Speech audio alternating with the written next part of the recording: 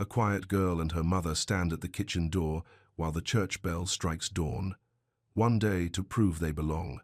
One chance before the debt collectors come calling. She barely speaks above a whisper, but her sharp eyes catch what others miss: too much salt, a hot oven, and men by the barn with papers sealed in red wax. When the overseer threatens to tear them apart, selling the girl to cover what's owed, she reaches into her grandmother's quilt and pulls out something that changes everything. A hidden document. A forgotten signature. A truth buried for 15 years that could set them free or see them both in chains. The courthouse steps are crowded. The gavel falls. But as the judge reads the papers aloud, one question hangs in the morning air, like gunpowder smoke. When the law itself has been a lie, and freedom was hiding in plain sight all along, who decides what justice looks like, and will a quiet girl's secret be enough to rewrite the fate of everyone she loves? Dawn crept across the kitchen like smoke. Ruth's hands moved through the half-light, stirring grits with a wooden spoon worn smooth by years of turning. The iron pot clicked against the hook as she adjusted it over the coals. Steam rose in thin ribbons that caught the first gold threads of sun through the window. Lena watched from the corner, small fingers wrapped around a cup of warm milk. Her eyes followed every movement: the pinch of salt, the tilt of the pan, the way her mother's wrist turned just so when the cornbread batter needed one more fold. "Too much salt yesterday," Lena whispered. Ruth paused, spoon hovering. "What's that, child?" "Yesterday's bread. Too much salt." Lena's voice barely stirred the air, and the oven ran hot on the left side. Ruth looked at the child, then at the salt bowl. Yesterday's loaves had indeed tasted sharp. She measured more carefully this time, using the back of her fingernail instead of her palm. The oven, yes, she'd noticed the bread browning faster on one side. "How do you remember such things?" Ruth asked. Lena touched the small ribbon at her throat, fingers finding the tiny locket beneath her collar. "I just do." The kitchen door swung open with a creak of old hinges. Isaiah shuffled in, his white hair catching what lamplight remained. The stable hand moved like winter sap, slow but steady. His boots left faint prints on the swept floor. "Morning, Ruth." "Morning, little one." He settled onto a three-legged stool by the hearth. "Master Bell asking for his coffee black again?" "Black as midnight," Ruth confirmed, pouring the dark brew into a tin cup. Steam curled up like incense. Isaiah hummed low in his chest, an old hymn that seemed to hold the walls steady. Lena tilted her head, listening, then matched his pitch with a sound soft as moth wings. The note hung in the air between them, perfect and still. "Child's got the gift," Isaiah murmured. From somewhere in the house came the sound of heavy steps, the slam of a door. Voices rose and fell like wind through the eaves. Ruth's hands quickened over the biscuits, rolling and cutting with practiced speed. "Trial day," she said to no one in particular. Lena knew what that meant. One day to prove they belonged here, that Ruth's cooking could gentle the grief that hung over this house like cobwebs. One day to show they were worth keeping. The biscuits went into the oven's hungry mouth. Ruth wiped flour from her palms and smoothed her apron. The cornbread would need 10 more minutes. The grits were ready. "Coffee black as requested." "Take these to the dining room," Ruth said, loading a wooden tray. Lena slipped from her stool. She could carry the small things: the tin cup, the jar of honey, the salt cellar. Her feet made no sound on the planked floor. The dining room stretched long and dark. Morning shadows still pooled in the corners. Master Bell sat at the head of a table built for 12, though only one place was set. He was a tall man, gone thin since his wife passed, his hands wrapped around the coffee cup like it might warm more than his fingers. "Sir," Lena said, voice barely there. He looked up, seemed surprised to see anyone so small. She placed the honey jar exactly where his right hand could reach it, the salt cellar to the left. When she stepped back, his eyes followed her. "You're Ruth's girl?" "Yes, sir." "What's your name?" "Lena, sir." He nodded once, then turned back to his coffee. But Lena caught something in his face. Not kindness exactly, but not cruelty either. Just tiredness so deep it seemed to live in his bones. She slipped back to the kitchen, where Ruth was pulling golden cornbread from the oven. The smell filled the room like a promise. Steam lifted from the crusted top like a prayer in the sun. "How did he seem?" Ruth asked, not looking up. "Tired," Lena said. "Sad tired." Ruth nodded. She'd seen that kind of tired before. By the time the sun cleared the oak trees, breakfast was ready. Ruth arranged the meal on the good plates, the ones with blue flowers around the rim. Biscuits split and buttered, cornbread cut in neat squares, grits smooth as cream with a pat of butter melting in the center. Isaiah carried the tray to the dining room. When he returned, his weathered face wore something close to a smile. "He ate," Isaiah said. "Every bit. Even asked for more coffee." Ruth's shoulders dropped half an inch. A good sign. The morning passed in kitchen rhythms, dishes washed in the wooden tub, floor swept clean, beans picked for dinner. Lena helped where she could, her small hands sorting good beans from bad, her sharp eyes catching what others missed. Near noon, heavy boots crossed the back porch. The door opened without a knock. "Ruth." The voice belonged to Silas Croft, the overseer. He was a thick man with small eyes and hands that stayed too long wherever they landed. "Master Bell wants to see you. Both of you." Lena moved closer to her mother's skirts. Something in Silas's voice made her stomach clench. They walked across the yard to the main house, Silas's boots clicking on the wooden steps. The parlor smelled of old tobacco and newer grief. Master Bell stood by the window, hands clasped behind his back. "Ruth," he said without turning. "The meal was acceptable. Thank you, sir. However, I'm not certain this arrangement will work. The debts on this place." He turned then, and Lena saw the worry carved into the lines around his eyes. "I may not be able to keep extra help." Ruth's breath caught. Lena felt the world tilt sideways. "Sir," Ruth began, but Master Bell held up one hand. "I'll give you through the month. If I can manage the payments, we'll talk again." Silas shifted his weight, making the floorboards creak. "Might be we could find the girl other placement," he said. "Separate them earlier rather than later." The words hung in the air like smoke from a green fire. Lena's hand found her ribbon, twisted the small locket between her fingers. "Separate them." The phrase echoed in her head like stones falling down a well. "That's enough, Silas," Master Bell said, but his voice carried no real force. They walked back to the kitchen in silence. Ruth's hands shook as she tied her apron. Lena climbed onto her stool and watched her mother's face, saw the fear there, barely hidden. "We'll make it work," Ruth whispered. "We'll make ourselves so needed they can't let us go."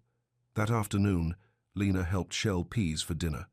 Her fingers moved automatically, splitting pods and rolling the green spheres into a bowl.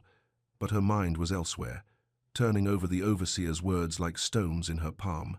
Through the kitchen window, she could see Silas talking with two men by the barn, patrollers from the look of their clothes and the way they carried themselves.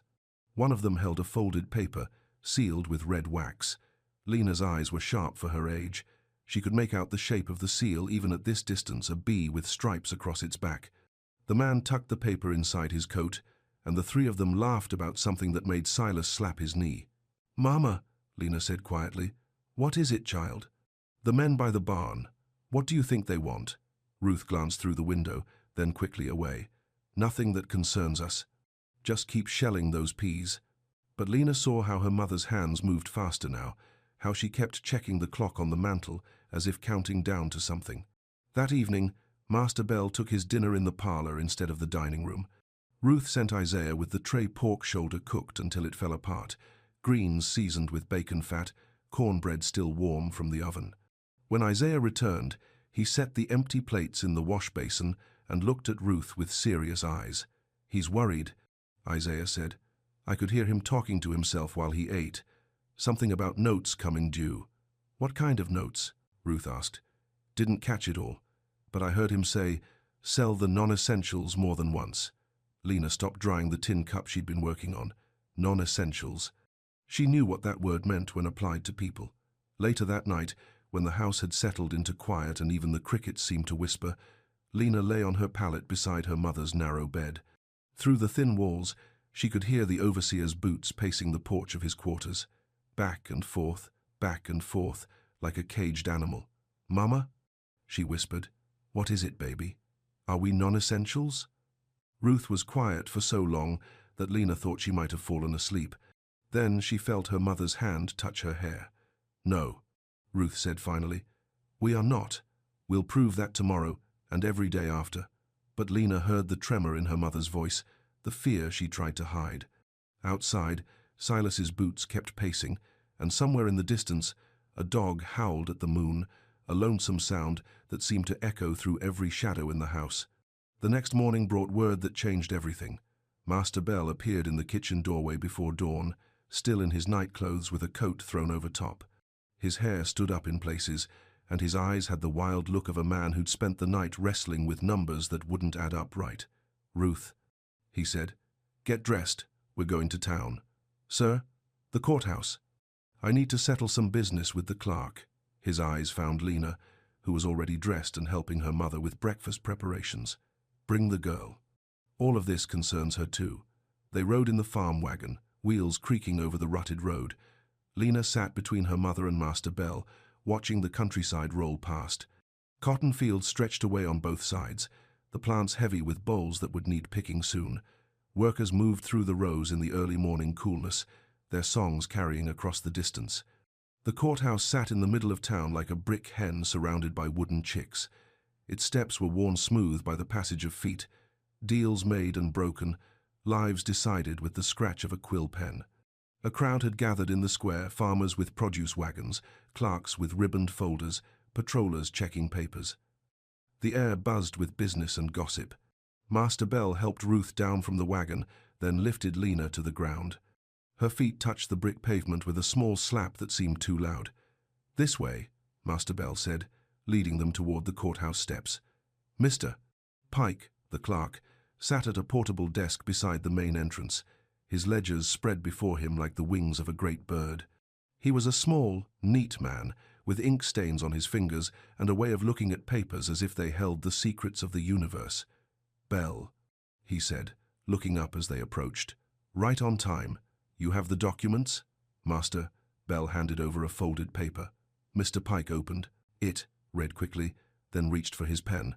"Standard hire agreement," Pike announced for the benefit of anyone listening. "1 Ruth, cook, for trial period of 1 month. Terms as specified." He dipped his pen in the ink well, signed with a flourish, then dripped red sealing wax onto the paper's edge. The seal pressed into the wax showed the official courthouse symbol, that same B Lena had noticed before, but this one clearly marked with 5 stripes across its back. "Witnessed and recorded," Pike said. The red wax on his ribbon cooled in a round, perfect coin. But as he spoke, Lena noticed something else. Another man in the crowd, the same patroller she'd seen talking with, Silas, was watching them with keen interest. When their eyes met, he touched his hat brim in a gesture that might have been polite or might have been something else entirely. "Sir," she said, tugging on Master Bell's coat sleeve. "What is it?" But before she could answer, the crowd shifted and the patroller was gone, disappeared into the maze of wagons and morning business. "Nothing," Lena said quietly, but she kept looking for him as they walked back to their wagon. The ride home passed in contemplative silence. Ruth held the sealed document against her chest like a shield, but Lena could see the worry still carved into the lines of her face. 1 month, 30 days, to prove their worth. As they turned into the plantation drive, Lena spotted Silas waiting on the main house porch, arms crossed over his chest. His expression was dark as storm clouds. "How did it go?" he called out as Master Bell climbed down from the wagon. "Documented and sealed." Master Bell replied, "Ruth and the girl have the month." Silas's jaw worked like he had a dry husk caught in his teeth. "And after that? We'll see how the debts shake out." Silas nodded once, then his boot heel clicked twice on the porch plank and did not echo. The sound was sharp and final, like coins dropping into an empty box. That afternoon, Lena worked beside her mother in the kitchen, preparing dinner for the house. But her mind kept returning to that sealed paper, the patroller's watching eyes, and the way Silas had looked at them when they returned from town. As she peeled potatoes, she began to hum the same hymn Isaiah sang in the mornings, the one that seemed to hold the walls steady. The tune drifted through the kitchen like smoke from a good fire. From outside came the sound of barking dogs. They were working themselves into a frenzy over something, probably a rabbit or a possum, stirring in the brush. But as Lena hummed, the barking grew quieter, then stopped altogether. "Well, I'll be," Isaiah said, appearing in the kitchen doorway. "Haven't heard those dogs go quiet that fast in years. What did you do, child?" Lena paused her humming. "Nothing, just sang a little." But Ruth was looking at her daughter with new eyes, understanding something she hadn't quite grasped before. The girl's gift wasn't just for remembering recipes or spotting mistakes. There was something else there, something deeper. As the sun began to sink toward the horizon, painting the kitchen walls amber and gold, Lena felt a strange certainty settle over her, like a familiar blanket. They would find a way to stay. They had to. But it wouldn't be easy, and before it was over, everything would change. The red wax seal on Mr. Pike's document was just the beginning. 3 days into their trial month, Master Bell took sick. It started with a chill that came over him at breakfast, making him push away his plate of eggs though they were cooked exactly as he liked them. Ruth noticed first the way his hand shook when he reached for his coffee, how his face had gone pale as September fog. "Sir?" Ruth ventured. "You feeling poorly?" "Just tired," he said, but his voice carried a tremor that hadn't been there the day before. By afternoon, the tremor had become a fever that burned through his clothes like fire through dry grass. Dr. Finley arrived near sunset, his black bag creaking with bottles and folded papers.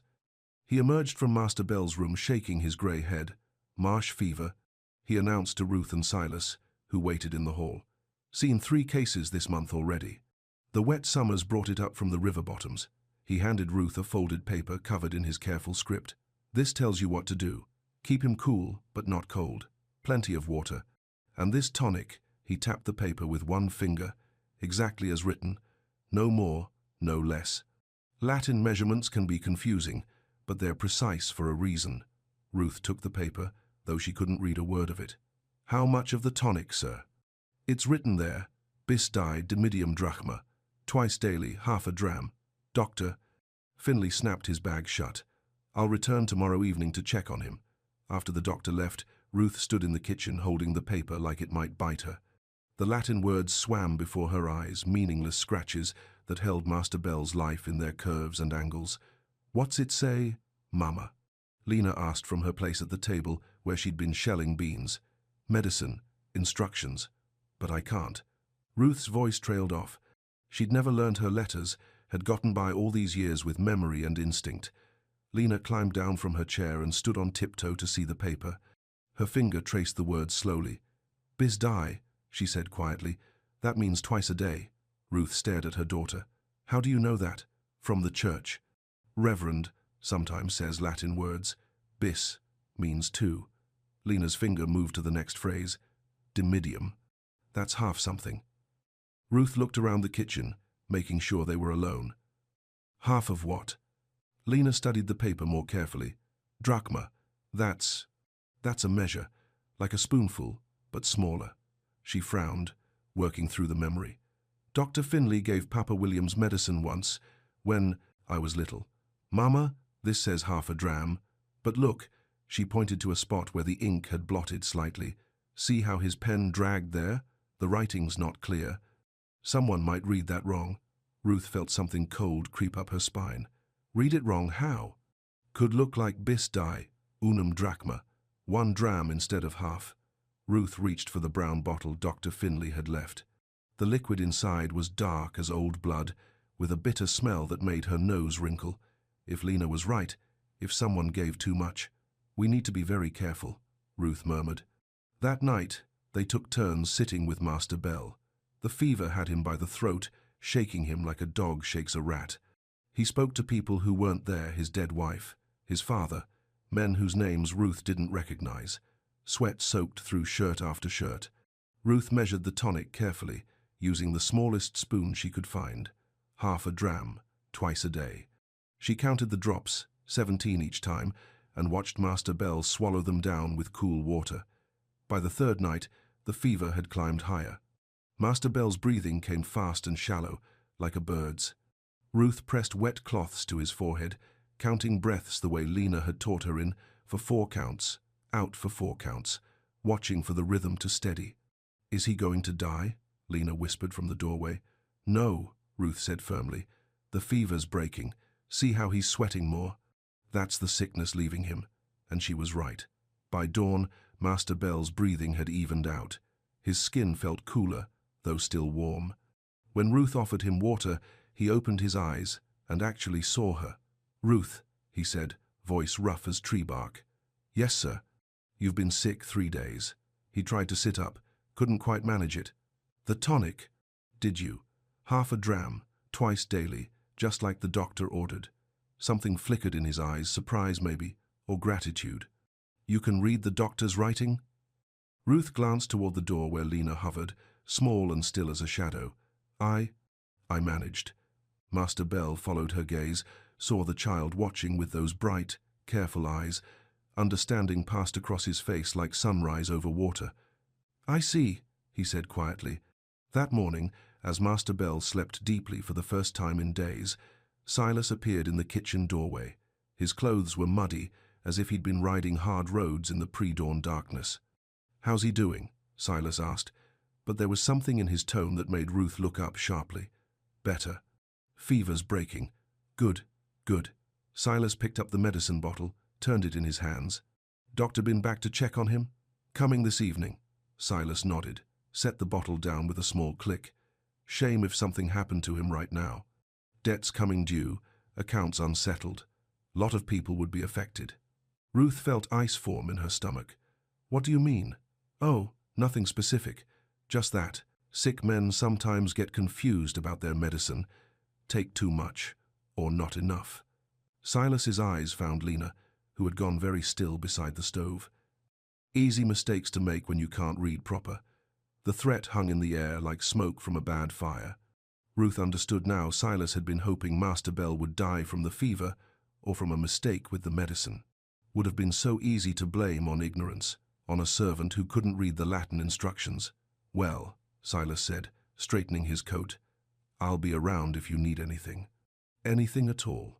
After he left, Ruth sat down hard in the kitchen chair. Her hands were shaking. Mama? Lena's voice was smaller than usual. We're in danger, baby. More than I thought. That afternoon, while Master Bell slept and the house lay quiet, Lena helped her mother prepare dinner. They worked without speaking much, but Ruth noticed how her daughter kept glancing toward the windows, watching the yard. What do you see out there? Ruth asked finally. Men talking by the barn, Silas and two others. Ruth looked through the window. 3 figures stood in the shade, passing something back and forth papers, from the look of it. One of them was at the courthouse, Lena said quietly. When we got your hiring paper signed, he was watching us. Ruth felt that cold creep up her spine again. What kind of papers do you think they have? The wrong kind, Lena said with certainty beyond her years. That evening, Dr. Finley returned to check on Master Bell. He pronounced the patient much improved, likely to be up and around in a day or two. You did well with the medicine, he told Ruth. Exact dosage, proper timing, made all the difference. After the doctor left, Master Bell called Ruth to his bedside. He was sitting up now, though still pale. I want to thank you, he said, both of you, for taking care of me. Just doing our job, sir. No. His eyes were clear and serious. It was more than that. I know Silas was hoping. Well, let's just say I know what he was hoping. But you pulled me through anyway. Ruth didn't know what to say to that. Master Bell reached into his nightstand drawer and pulled out a small brass key. This opens the desk in my study. Bottom drawer, there's a wooden box. Bring it to me. Ruth found the box, old oak, worn smooth by handling. Master Bell opened it and pulled out a folded document. My will, he said. Been meaning to update it since my wife passed. Silas thinks he knows what it says, but he's wrong. Master Bell's eyes found Lena, who was changing the water in his bedside pitcher. Child. Yes, sir? Come here. Lena approached the bed carefully. You saved my life, Master Bell said. Reading that medicine prescription when your mother couldn't, knowing the difference between life and death measures. Lena touched her ribbon, fingers finding the locket beneath. I just remembered things I heard before. That's a gift, Master Bell said. A dangerous one, in some circumstances, but a gift nonetheless. He looked back at Ruth. I'm changing your arrangement, not just a month trial anymore. Full hire, permanent placement. And I'm adding something else to my will protection for both of you, no matter what happens to me or this place. Ruth felt tears sting her eyes. Sir, you don't need to. Yes, I do. Master Bell folded the will and handed it to Ruth. Take this to town tomorrow. Have Pike record the changes and witness it proper. Don't let Silas know what you're doing. That night, Ruth lay on her narrow bed listening to her daughter's quiet breathing. The will was hidden beneath her mattress, pressed between the rope supports and the straw ticking. But she couldn't shake the feeling that Silas already knew something had changed. The way he'd looked at them during dinner, the questions he'd asked about Master Bell's recovery, it all pointed to trouble coming fast. Outside, dogs barked in the distance. Closer, she could hear the creak of wagon wheels on the drive. Late for visitors, too late for normal business. Ruth eased out of bed and crept to the window. 3 riders were approaching the house, lanterns bobbing with their horses' gait. She recognized Silas's bulky form on the lead horse. The other 2 wore the clothes of patrollers, thick coats, wide hats, the official armbands that gave them authority over people like her. They dismounted at the main house, spoke in low voices on the porch. Ruth couldn't catch the words, but she understood the tone, urgent, conspiratorial. Plans being made in the dark. "Mama?" Lena's whisper came from behind her. "Shh, baby, just watching. Are they coming for us?" Ruth watched the men disappear into the house through the front door. Light appeared in Master Bell's study window, then went out again. They were in there for maybe 10 minutes before emerging, their business concluded. "Not tonight," Ruth said. But soon, she didn't add. Very soon. The next morning brought news that changed everything again. Master Bell appeared in the kitchen before breakfast, dressed and moving under his own power, though still pale from his ordeal. "Ruth," he said, "we're going to town, right now. Sir, to see Pike. But we're not taking the wagon." His eyes were grim. "Silas was in my study last night, looked through my papers while he thought I was sleeping. I know because I was watching from the doorway." Ruth felt her heart skip. "Did he find the will?" "No, I'd already moved it. But he found other things, financial documents that will give him ideas." Master Bell picked up his coat from the kitchen chair. "We need to get to the courthouse before he does." They slipped out through the kitchen garden, keeping to the tree line that bordered the road. It was a longer way to town, but less visible. Lena carried a basket of vegetables as cover, just a woman and child going to market. The courthouse square was quiet in the early morning hour. Pike hadn't yet set up his outdoor desk, but they found him inside, sorting through the night's accumulation of documents. "Bell," Pike said, looking up with surprise. "You look terrible. Heard you were sick." "I was. Better now." Master Bell handed over the will. "Need this recorded, witnessed proper, sealed with your official mark." Pike read through the document quickly, his eyebrows climbing higher with each paragraph. When he finished, he looked at Master Bell with something like amazement.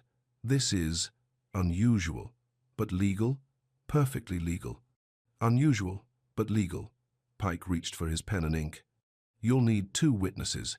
They found the witnesses among the early courthouse crowd, a traveling merchant and a local farmer, both willing to sign their names for a small fee. Pike added his signature with a flourish, then pressed the courthouse seal into a pool of red wax. "Recorded and filed," Pike announced. "Copies will be made for all interested parties." As they prepared to leave, Lena tugged on Master Bell's sleeve. "Sir," she said quietly. "The man by the wagon." Master Bell followed her gaze. A patroller stood beside a covered wagon at the edge of the square, watching them with the same keen interest Ruth had noticed before. "That's Eli Hawkins," Pike said, following their gaze. "Silas Croft's cousin. What's he doing here so early?" They had their answer soon enough. As they walked toward the square's edge, Eli approached with a folded paper in his hand. "Bell," he said, "got something for you." Master Bell took the paper, unfolded it. His face went very still.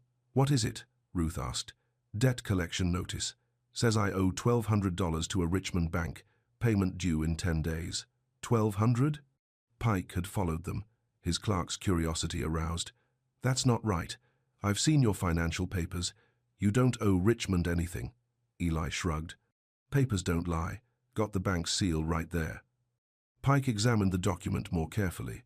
His expression shifted from puzzlement to anger. "This seal is wrong," he said flatly. "What do you mean wrong?" Pike pointed to the wax impression. "See this B symbol? It's got 6 stripes. Richmond Bank seal has 5. I've seen it 100 times. He looked at Eli with sharp eyes. "This is a forgery." But Eli was already backing toward his wagon, the false paper clutched in his fist. "Mistake, then. I'll check with the bank, get it sorted. He climbed onto the wagon seat and snapped the reins. The wheels clattered over the brick pavement as he hurried away from the square. That was close, Pike muttered. Someone's playing dangerous games. Master Bell nodded grimly. And we know who. They walked home by the main road this time, no longer trying to hide their business. The will was recorded, witnessed, sealed. But Ruth knew this was just the beginning of a larger struggle. As they reached the plantation drive, she saw Silas waiting on the main house porch, his face dark with frustrated anger. He'd learned about their trip to town, about the business they'd conducted without his knowledge. The battle lines were drawn now, clear as plough furrows in black earth, but Ruth felt something she hadn't felt since this all began: hope. Master Bell was on their side. The law was on their side. And Lena, small as she was, had already proven she could see things others missed, could read between the lines where danger hid. They would need all of that and more in the days to come. The storm began 3 days later, rolling in from the west like God's own judgment. But before the first drops fell, Silas made his move. It started at dinner time. Master Bell was in his study, reviewing the plantation ledgers by lamplight, when Silas appeared in the doorway without knocking. "Need to talk to you about the accounts," Silas said, settling his bulk into the chair across from the desk. "What about them?" "Money's shorter than you think. Saw some figures that don't add up." Silas pulled out a folded sheet of paper. "This here shows what you really owe." Master Bell took the paper, studied it by the yellow light. Numbers marched down the page in neat columns, but something about them struck him as wrong. "These totals." He looked up at Silas. "Where did you get these figures?" "From the Richmond Bank. That debt notice Eli brought?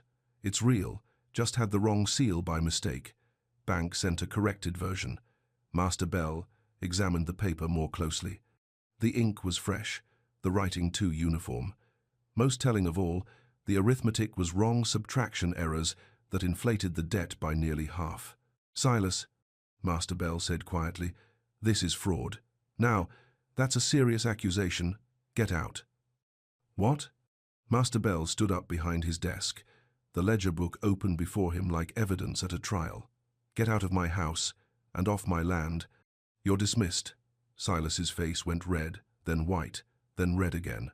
"You can't do that. Not after all I've done for this place." "I can and I have. You'll pack your things tonight and be gone by morning. And what about your debts? The real ones? Who's going to help you manage?" "I'll manage fine without you." Silas stood slowly, his chair creaking under the shift of weight. "You're making a mistake, Bell. A big one. The mistake was trusting you." After Silas left, Master Bell sat alone in his study, staring at the forged debt paper. The plan was clear: now manufacture false debts, pressure him to sell assets quickly, probably at below-market prices to buyers who were in on the scheme. But knowing the plan and stopping it were different things. Around midnight, the first thunder rolled across the plantation like drums in the distance. Master Bell closed his ledgers and walked through the house, checking windows and doors. The storm was going to be a hard one. He could feel it in the pressure behind his eyes, the way the air seemed to hold its breath. In the kitchen quarters, Ruth and Lena were also preparing for the weather. They moved pots and pans away from places where the roof might leak, secured the shutters, made sure the storm cellar was clear in case they needed it. "Feels like a big one," Ruth said, watching lightning flicker on the horizon. "Big enough," Lena agreed, but she was thinking about more than weather. The first real wind hit just after 1 in the morning. It came in gusts that shook the house like a child shaking a rattle. Rain followed in sheets that turned horizontal when the wind caught them right. In his quarters behind the main house, Silas was packing his belongings by candlelight, but he wasn't alone. Eli Hawkins sat at the small table, along with another man Ruth didn't recognize, a patroller from the next county, judging by his clothes. Storm's perfect cover. Eli was saying, his voice barely audible over the wind. "Papers all ready?" Silas asked. "Right here." The stranger patted a leather folder. "Official sale document, transport permits, even a bill of lading for the Richmond market. All we need is to get them on the road before dawn." Silas nodded toward the main house. "Bell's probably asleep. Won't know they're gone until it's too late to matter. What about the girl? She's been watching everything too close." "That's what the dogs are for." Ruth, listening from the shadow beside Silas's window, felt her blood turn to ice water. They were planning to take Lena too, sell them both before Master Bell could stop it. The storm would cover their tracks, and by morning they'd be gone. She crept back to the kitchen quarters, moving as quietly as she could through the wind and rain. Lena was still awake, sitting up in her narrow bed. "Mama? We have to go, right now." Ruth grabbed their few belongings, extra clothes, the small amount of money she'd saved, Lena's locket. Everything else would have to stay. "Where are we going?" "Away from here. Silas means to sell us tonight, storm or no storm." They slipped out through the kitchen garden, keeping low and moving fast. The wind helped hide their footsteps, but it also made every shadow seem to move, every sound seem like pursuit. Behind them, Ruth could hear dogs barking. Not the normal sound of animals disturbed by weather, but the focused baying of hunting hounds on a scent. "This way," Lena whispered, pulling her mother toward a path that led through the oak grove. "How do you know where to go?" "The hymn Isaiah sings. The third verse talks about a path through the trees to safe water." Ruth had heard that hymn 100 times, but she'd never paid attention to the words. Now, following her daughter through the storm-lashed darkness, she understood that Isaiah's morning song was more than just music, it was a map. The path wound between massive oak trunks, their branches groaning overhead like the rigging of a great ship in heavy seas. Lightning showed them glimpses of the way forward, a fallen log to step over, a low branch to duck beneath, the glint of water ahead where the path would meet the creek. Behind them, the dogs were getting closer. Their voices carried clearly through the storm now, a harmonious baying that meant they'd found the trail. "Can you make them stop?" Ruth asked, remembering how Lena had quieted the dogs before with her singing. Lena tried, humming the tune that had worked in the kitchen. But these dogs weren't the plantation's lazy yard mutts. These were hunting animals, bred for persistence, trained not to be distracted from their work. The creek was swollen with rain, running faster and deeper than Ruth had ever seen it. The usual crossing a line of stepping stones was completely underwater. "Now what?" Ruth asked. Lena studied the rushing water, looking for something Ruth couldn't see. Then she pointed downstream, where a large tree had fallen across the creek during some earlier storm. There, the trunks wide enough to walk on. They made their way to the fallen tree. The trunk was indeed wide, but it was also slick with rain and moss. One slip would mean a fall into water, moving fast enough to carry them away. Ruth went first, arms out for balance, testing each step before committing her weight. Behind her, Lena followed with the careful precision of a cat walking a fence rail. Halfway across, Ruth's foot slipped. She went down hard on her knees, the rough bark scraping through her skirt. For a moment, she teetered on the edge of falling into the creek. Then Lena's small hand gripped her arm, steadying her. "I've got you, Mama." They made it across just as the dogs reached the creek bank. But the animals pulled up short at the water's edge, whining and pacing but unwilling to attempt the crossing in the dark. "That'll hold them for a while," Ruth said, catching her breath. "Not long enough," Lena replied. "They'll find another way across, or wait for daylight." They pressed on through the woods, following what Ruth hoped was still the path described in Isaiah's hymn. The rain was coming down harder now, turning the ground underfoot into slippery mud. Every few minutes, lightning would illuminate the landscape around them, twisted trees, rocky outcroppings, the occasional glimpse of a building in the distance. "There," Lena said during one lightning flash. "That barn." Ruth saw it, a weathered structure, maybe a quarter-mile ahead. "Think it's safe. The hymn mentions a barn by the split cypress. Look." Sure enough, next to the barn stood a massive cypress tree that had been split down the middle by some long-ago lightning strike. The two halves leaned away from each other like an enormous wishbone. They approached the barn carefully. It appeared to be abandoned, its doors standing open to the storm. Inside, they found hay bales and old farm equipment, but no sign of recent use. "We can wait here until dawn," Ruth said.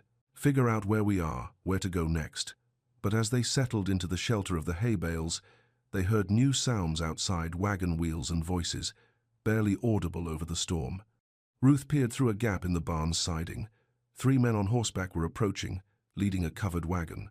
Even in the darkness, she recognized Silas's broad shape on the lead horse. "How did they find us so fast?" she whispered. Lena was studying the approaching group with intense concentration. They didn't follow us. They came straight here. What do you mean? Look at their route. They came from the road, not from the plantation. They knew we'd be here. Ruth felt a chill that had nothing to do with the storm.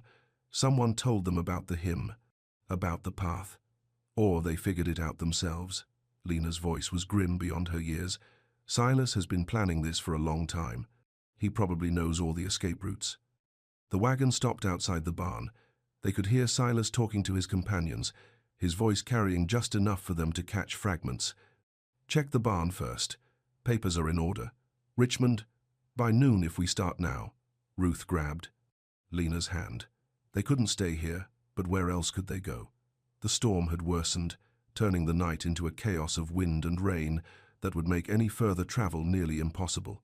Then Lena started humming again, not the work hymn this time, but something else. A tune Ruth recognized but couldn't quite place. What's that song? From church. The one about safe harbor. Lena's eyes were bright with sudden understanding. Mama, the hymn wasn't describing just one path. It's describing choices. Different routes to different safe places. What do you mean? Oh, the split cypress, it's not just a landmark. It's pointing the way. Each half of the tree points to a different path. Ruth looked toward the barn entrance, where rain was starting to pool. The men would be inside soon, searching every hiding place. But if Lena was right about the tree— "Which way?" she whispered. Lena closed her eyes, running through the verses in her memory. Left side points toward the river ferry. Right side points toward the Quaker settlement. Quakers? People who help runaway slaves. I heard Reverend mention them once, said they had a station on the Underground Road. Ruth had heard whispers about such people, but she'd never quite believed they existed. White folks who would risk their own safety to help slaves escape seemed too good to be true. But what choice did they have? They slipped out the back of the barn just as Silas and his men entered through the front. The split cypress loomed before them, its two halves twisted by decades of wind and weather. Right side, Lena whispered, toward the Quakers. They plunged into the woods again, following what might have been a path or might have been just a deer trail. The storm seemed to be reaching its passes, peak now, with wind strong enough to bend trees and rain that came down like lead shot. Behind them, they could hear shouts from the barn as Silas discovered their hiding place empty. Soon, the dogs would be brought up, and the hunt would begin again. But something strange was happening. As they moved deeper into the woods, the storm seemed to be shifting around them, creating pockets of relative calm in the lee of hills and groves. It was as if the weather itself was helping them, providing shelter when they needed it most. "This way," Lena called, pointing toward a gap between two ridges. They squeezed through the gap and found themselves on a wider path, one that had obviously been used recently. Wagon ruts ran down the center, and the worst of the underbrush had been cleared away. "The Quaker Road," Ruth breathed. They followed the road for what felt like hours, though it might have been less. Time moved strangely in the storm, stretching and compressing like taffy. Lightning showed them glimpses of the landscape, rolling hills, orderly fields, buildings that looked different from the ramshackle structures around most plantations. Finally, as the first gray hint of dawn began to show through the clouds, they saw lights ahead. A farmhouse with lamps burning in the windows, smoke rising from the chimney despite the wind. "Should we knock?" Ruth asked. Before Lena could answer, the front door opened. A woman appeared middle-aged, wearing a simple gray dress and white cap. She looked directly at them as if she'd been expecting their arrival. "Come in, out of the storm," she called. "Thee looks half drowned." They hurried toward the house, feet squelching in the muddy yard. The woman ushered them inside, where warmth and light seemed to wrap around them like a blanket. "I'm Hannah Porter," the woman said, helping them out of their soaked clothes. "My husband Joseph is tending the animals. Thee is welcome here." "Are you—" Ruth began, then stopped, unsure how to ask. "Quakers?" "Yes. And thee is running from something that would hurt thee. That's plain to see." Hannah handed them dry clothes from a basket by the fire. "Thee doesn't need to explain. We help who needs helping." As Ruth changed into the dry dress, she felt something she hadn't experienced in years: safety. Real safety, not the fragile kind that depended on someone else's mood or circumstances. "The men chasing us," Lena said quietly. They'll keep looking. Hannah nodded. Storm's been a blessing then, washed out the roads, scattered the scent. They'll have a hard time tracking thee in this weather. She moved to the window, peering out through rain-streaked glass. Joseph will be back soon. He'll know what to do about getting thee to the next safe house. Next safe house? Thee didn't think this was the only one, did thee? There's a whole chain of them, stretching north to free territory. Each house knows only the next one in line, so if someone's caught, they can't betray the whole network. Ruth sank into a chair by the fire, feeling the full weight of exhaustion for the first time since their escape began. They were safe, at least for now, but she knew this was far from over. Outside, the storm was finally beginning to weaken. The wind had dropped from a howl to a moan, and the rain was becoming more intermittent. Soon, travel would be possible again, and soon, Silas would be back on their trail. Dawn brought more than the end of the storm. It brought Mr. Pike, the courthouse clerk, riding hard on a borrowed horse, his usually neat clothes muddy and disheveled. "Belle," he called out as he dismounted at the Quaker farmhouse. "Thank God I found you." Master Bell emerged from the barn where he'd been helping Joseph Porter repair storm damage. "Pike? How did you know where to look?" Isaiah told me about the hymn, about the paths it described. "When I got to your place and found it empty, I figured this was the most likely destination." Pike pulled a leather folder from inside his coat. "We need to get back to town. Now." "Why the urgency?" "Because Silas isn't finished. He's called for a public debt hearing at the courthouse this morning. Claims you've defaulted on legal obligations, and he has authority to seize assets to cover the debts." Master Bell felt ice form in his stomach. "What assets?" "All of them, according to this." Pike handed over a legal document, "including any property held under hire agreements. That means Ruth and Lena." Ruth, who had been listening from the farmhouse doorway, stepped forward. "Can he do that?" "Not legally," Pike said. "But if he can create enough confusion, make his case before your supporters arrive, he might get a sympathetic magistrate to approve it temporarily. By the time it's sorted out in proper court." He didn't need to finish. By then, Ruth and Lena could be sold and transported hundreds of miles away. "How long do we have?" Master Bell asked.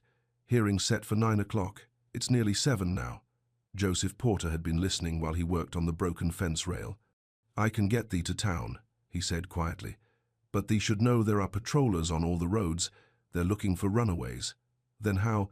"Canal boat. Runs right through the town center, and water traffic isn't restricted the same way as road traffic." 20 minutes later, they were aboard Joseph's narrow boat, poling down the canal that connected the county's settlements. The storm had raised the water level, making travel faster than usual, but it had also left debris floating in their path. Lena sat in the bow, watching for obstacles, but her mind was elsewhere. Turning over something she'd seen in the leather folder, Pike carried a glimpse of official papers with seals and ribbons. "Mr. Pike," she said finally, "the papers Silas is using, where did they come from?" "Claims they're from the Richmond Bank, same bank as that forged debt notice, but these look more official. Have you seen the seals?" Pike nodded. "That's part of the problem. They look right this time. 6-striped B, proper wax color, everything in order." But Lena was frowning. 6 stripes? That's right. Why? Because when we were at the courthouse before, you said the Richmond Bank seal had 5 stripes. You said that's how you knew the first paper was forged. Pike went very still. "Say that again." "The B on your real seal has 5 stripes, but the forged one had 6. Now you're saying these new papers have 6 stripes too." "Lord have mercy," Pike breathed. "They're all forgeries. Silas has been using a fake seal this entire time." Master Bell looked up from where he'd been studying the legal documents. "But these look so official." "Because they are official," Pike said grimly. "Official documents with forged seals. Someone's been very careful about this." As they approached the town wharf, they could see crowds gathering around the courthouse. Word of the hearing had spread, drawing spectators from all over the county. Some came out of curiosity, others because they had business interests that might be affected by the outcome. "There," Ruth said, pointing toward the courthouse steps. "Silas is already there." The overseer stood beside a table laden with papers, flanked by Eli Hawkins and 2 other patrollers. They looked confident, almost festive, as if they were certain of victory. "Stay close," Master Bell told Ruth and Lena as they climbed onto the wharf. "Whatever happens, don't let them separate us." They pushed through the crowd toward the courthouse. People stepped aside when they saw Master Bell, some out of respect, others out of curiosity about the man at the center of the morning's drama. Pike mounted the courthouse steps and called for order. "This hearing is called to examine debts claimed against the Bell plantation and to determine the legal status of all associated properties." Silas immediately stepped forward. "Your Honor, I'm not a magistrate," Pike interrupted. "I'm the county clerk. My job is to examine the legal validity of documents and ensure proper procedures are followed." A murmur went through the crowd. This wasn't going to be the quick, one-sided affair Silas had planned. "I have here," Silas continued, holding up a folder, "official documents from the Richmond Exchange Bank showing debts in excess of $2,000, with payment overdue by more than 30 days. Pike took the papers, examined them carefully. "These bear the bank's seal, official seal, properly witnessed." Pike held up the document so the crowd could see it. The seal shows a bee with 6 stripes across its body. "Can anyone here tell me how many stripes the Richmond Exchange Bank seal actually has?" Several people in the crowd called out. "5. 5 stripes," Pike confirmed. "Which makes this document a forgery," came a voice from the crowd. Silas's face went red. "That's impossible. I got those papers directly from the bank." "Then you got them from someone claiming to represent the bank," Pike said. "Because this seal is false." Eli Hawkins stepped forward. "Maybe there's been some mistake about the seals, but the debts are real. We have other documentation, such as..." Eli produced another paper, sale authorization for non-essential property, signed by Mr. Bell himself. Master Bell examined the document. His signature was there at the bottom, but something about it looked wrong. "This isn't my signature," he said. "Course it is," Silas protested. "I watched you sign it myself." "When?" "Last month, when you were indisposed." A hush fell over the crowd. Everyone knew Master Bell had been fevering for 3 days, barely conscious for most of that time. "You're claiming," Pike said slowly, "that Mr. Bell signed legal documents while delirious with fever?" He had moments of clarity. "No." The voice came from Lena, cutting through the adult's argument like a knife. "He was never clear enough to sign anything. I was there. I saw everything." Silas turned toward her, his face ugly with frustration. "Child's lying. What would she know about legal matters?" "She knows," Master Bell said firmly, "because she saved my life during that fever. Read the doctor's Latin instructions when nobody else could. If she says I wasn't capable of signing documents, then I wasn't." Pike nodded. "The child's testimony is relevant here. What else can you tell us, Lena?" Lena looked around the crowd, saw all the adult faces focused on her. For a moment, her voice seemed to fail. Then she touched the ribbon at her throat, fingers finding the small locket beneath her collar. "The papers are wrong," she said clearly. "Not just the seals. The handwriting, the dates, even some of the arithmetic." Pike took the documents back from Silas, spread them out on the table. "Show me." Lena pointed to a column of figures. "This addition is wrong. Says 900 plus 600 equals 1700, but it's really 1500. Pike checked the arithmetic. "She's right. And this date," Lena continued, pointing to another document, "says it was signed on June 15th. But June 15th was a Sunday, and the courthouse is closed on Sundays." More murmurs from the crowd. Pike was nodding now, making notes. "Anything else?" Lena hesitated, then reached into her skirt pocket and pulled out something wrapped in cloth, her grandmother's quilt, the one she'd carried during their escape from the storm. "There's something else," she said quietly. "Something that changes everything." Ruth looked surprised. "Baby, what are you doing?" Lena unwrapped the quilt, revealing its intricate patterns and careful stitching. "Grandmama made this before she died. But she hid something inside it. She found a spot where the stitching looked slightly different, then began working at it with her fingernails. The thread came loose, revealing a small opening in the fabric. From inside the opening, she pulled out a folded piece of paper, yellowed with age. "What is that?" Pike asked. Lena unfolded the paper carefully. It was a page torn from a Bible, with writing in the margins and an official seal at the bottom. "It's a manumission," she said, her voice barely above a whisper. The crowd erupted. Manumission papers were freedom papers, legal documents that freed a slave from bondage, but they were incredibly rare and often hidden or destroyed by those who preferred to keep valuable property in chains. Pike took the paper, examined it closely. "This appears to be genuine. Signed by..." He squinted at the faded writing. "Margaret Whitfield, dated 15 years ago. That would make this legal under Virginia law." "Who's Margaret Whitfield?" someone in the crowd called. "Former owner of the Bell plantation," Pike answered. "Josiah Bell's aunt. She owned it before it passed to him." Master Bell stepped closer to examine the document. "I remember Aunt Margaret mentioning something about this when she was dying, but I thought it was just fever talk." Pike read the document aloud. "For faithful service and Christian conduct, I hereby manumit the slave woman Ruth and declare her to be free from this day forward, with all rights and privileges of a free woman." "That can't be right," Silas protested. "If Ruth was freed 15 years ago, how has she been working as a slave all this time?" "Because," Master Bell said slowly, understanding dawning on his face, "no one knew about it. Aunt Margaret died before she could file the papers, and I inherited the plantation, thinking Ruth was property." Pike nodded. "Which means Ruth has been legally free this entire time, and her daughter," he looked at Lena, "was born free." The implications rippled through the crowd like wind through wheat. If Ruth was free, she couldn't be seized to cover debts. If Lena was born free, she couldn't be sold at all. The entire foundation of Silas's scheme crumbled in an instant. "This changes everything," Pike announced. "Not only are the debt documents forged, but the people Silas was trying to claim as property aren't property at all." Silas was backing toward the edge of the crowd now, his face pale. "This is impossible. Where's that paper been all these years?" "Safe," Lena said simply. "Grandmama hid it where no one would think to look." Eli Hawkins grabbed his cousin's arm. "We need to go, now." But Pike's voice stopped them. "No one's going anywhere until this is properly resolved." "Constable." The county constable, who had been watching from the crowd, stepped forward. "Yes, sir? I need you to take statements from Mr. Croft and Mr. Hawkins about these forged documents. Someone's been running an elaborate fraud, and I want to know how deep it goes."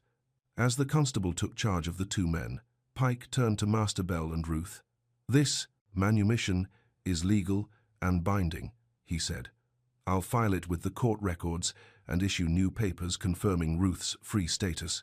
Lena's too, as a child born to a free woman." Ruth was crying now, tears streaming down her face. Freedom. After all these years, actual legal freedom. But Master Bell stepped forward with something else in his mind. "Ruth," he said quietly, "I know you're free now. You can go anywhere, do anything, but I hope, that is, I'd like to ask." He fumbled in his pocket, pulled out a small gold ring. "This was my wife's wedding ring. She would have wanted it to go to someone who brought light back into this house." Ruth looked at the ring, then at Master Bell's earnest face.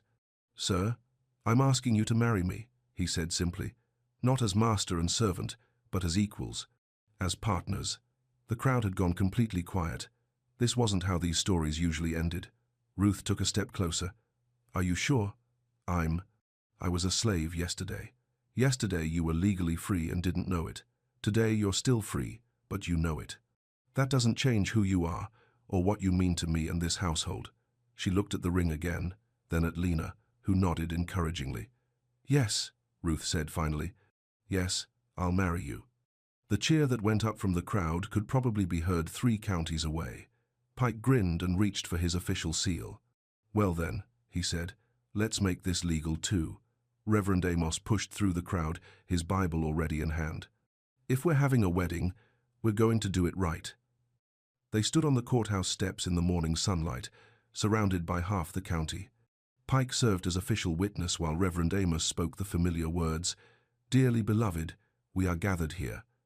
When it came time for the ring, Master Bell Josiah, Ruth reminded herself, slipped it onto her finger.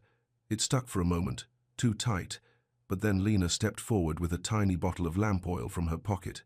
"For luck," Lena said, dabbing oil on the ring. It slipped onto Ruth's finger perfectly. "I now pronounce you husband and wife," Reverend Amos declared. The crowd cheered again, but Lena was watching something else, the constable leading Silas and Eli away in chains, their conspiracy exposed and their plans in ruins. Justice, she thought. Real justice, not the kind that bent depending on who had money or power, but the kind that stood firm when the truth came to light.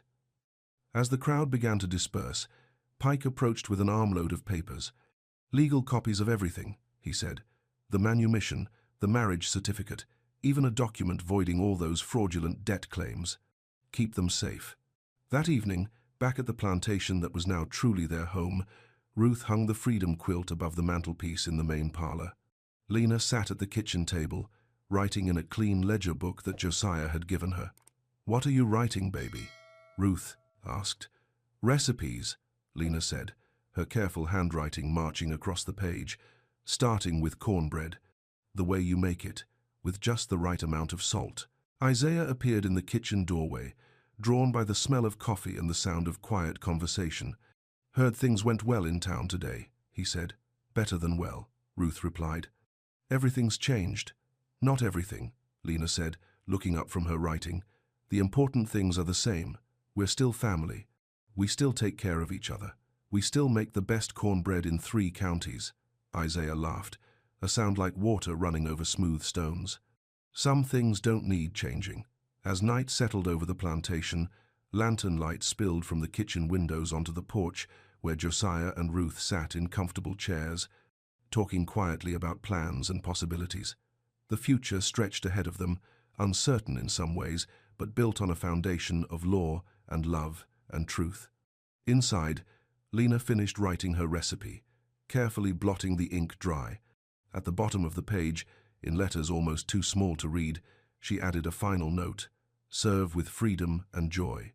The lantern's steady circle held their faces like a kept promise, and in the distance, someone began to sing one of Isaiah's old hymns, but with new words for a new day. The quiet cook had spoken just enough to change the law, and a household, and the direction of justice itself, and that was enough.